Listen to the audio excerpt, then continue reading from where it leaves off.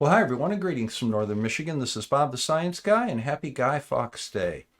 Today I wanted to go over some of my activities here at Shamrock Observatory. This is my session from last night. I used the 8-inch Ritchie-Chrétien telescope last night, and I had a focal reducer on it, giving me a focal length 1066 millimeters, and that gives me a focal ratio of a little bit more than 5, down from the standard f8 of the telescope. The result of that is that a 2-minute image with this telescope is the same as a 4.5-minute image without the focal reducer in place. So that allowed me to get a lot more detail. So I took 42-minute images and got about an hour and a half worth of data. So then I ran it through the Tycho tracker to identify any moving objects in the field. And I wanted to share the results of that with you. And they're arranged based on the confidence in the track. You see they go from high down to medium and low. Now, I've already verified all of these are real, but I wanted to show you how we went through this a little bit. So the first asteroid, track number 1 here, is a magnitude 17.6 asteroid, and it's got a speed of about 1.3 arc seconds per minute. This is in the range of a near-Earth object, and as you can see up here in the main frame, you can see an asteroid right in the crosshairs moving against the background of the stars. Now, just to kind of show you how this works, if we go up here to the combined method of 0, what that does is it leaves the stars kind of round and it streaks out the asteroid. You'll have a little trouble seeing it there. Bring it down a little bit, but it kind of forms like a little streak.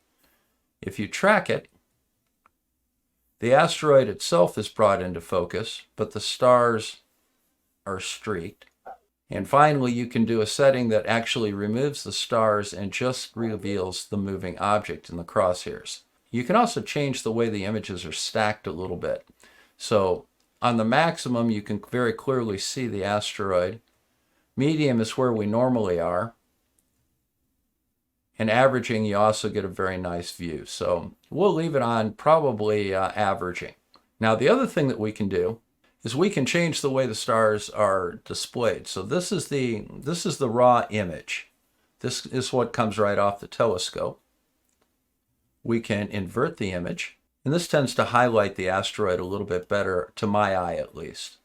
And finally, we can put false color in, which also highlights the asteroid very nicely.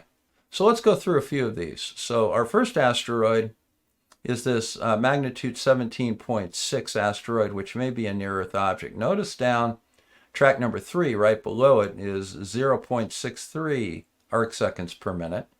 And that is typical of a main belt asteroid. And we can have a look at that one here.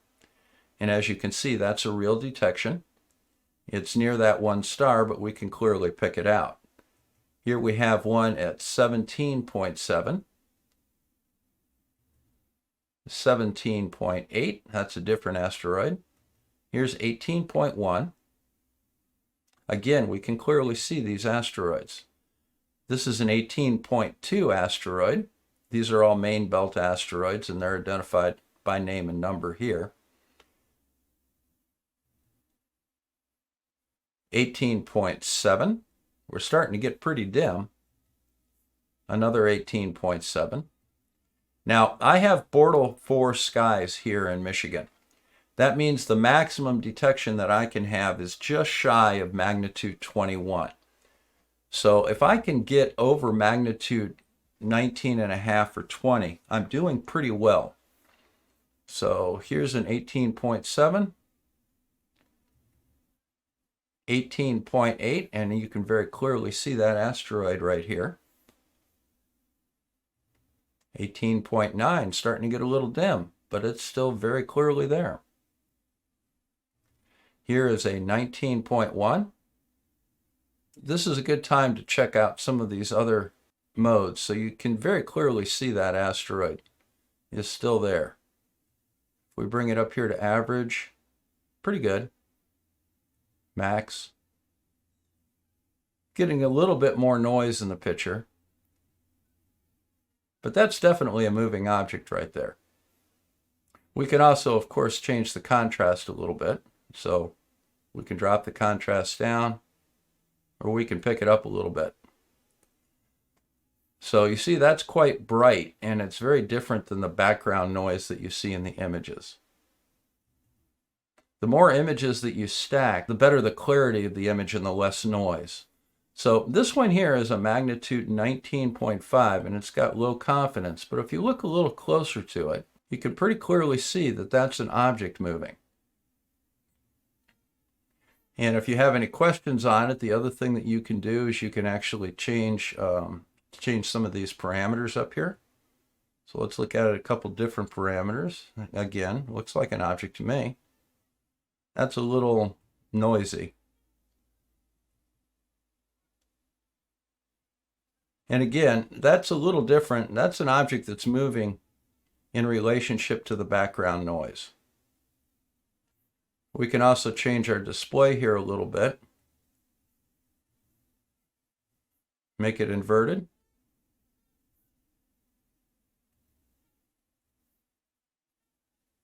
And again, you can pretty clearly see that there's an object there. We had about 13 asteroids that we had to look at last night, and we're able to track. I did check the residuals on them. They're actually quite good. You want the accuracy to be within an arcsecond or so. The accuracy of these observations is on the order of 1/10 of an arcsecond. So we're doing pretty well here. Now we took 42-minute images, and you may note that that means 80 minutes of actual imaging. That's not really how it works, because as we take the images, every 10th image we refocus, and that takes time. And every 7th image we do something called dithering, which means we move the camera slightly over in a random direction, and that cuts down on the amount of noise in the background.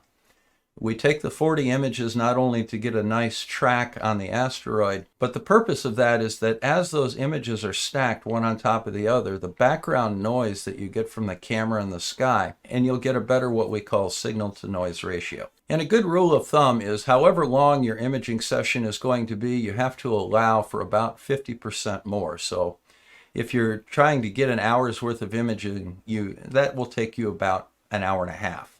In this case, I got 80 minutes of imaging, and it took me a little bit over an hour and a half to get that. But that's a quick update on our asteroid hunting here at the Shamrock Banks Observatory. Thank you very much for your support. Remember, we always like to have you subscribe to the channel, and if you wish to support the observatory, there is a link to our Patreon in the description. We're getting ready to enter a new aspect of astronomy, specifically solar astronomy. And that's a very nice type of astronomy for those of you that live in areas with a lot of light pollution, because during the day, you don't have to worry about light pollution. You don't have to worry about dew on the telescopes obscuring your view.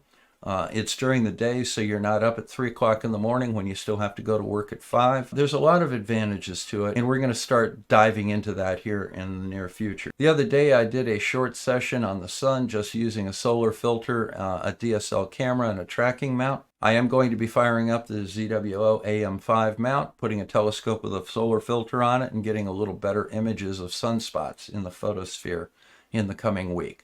So until then, this is Bob the Science Guy signing out from Northern Michigan. Thank you again for stopping by, and I hope you enjoyed this short presentation.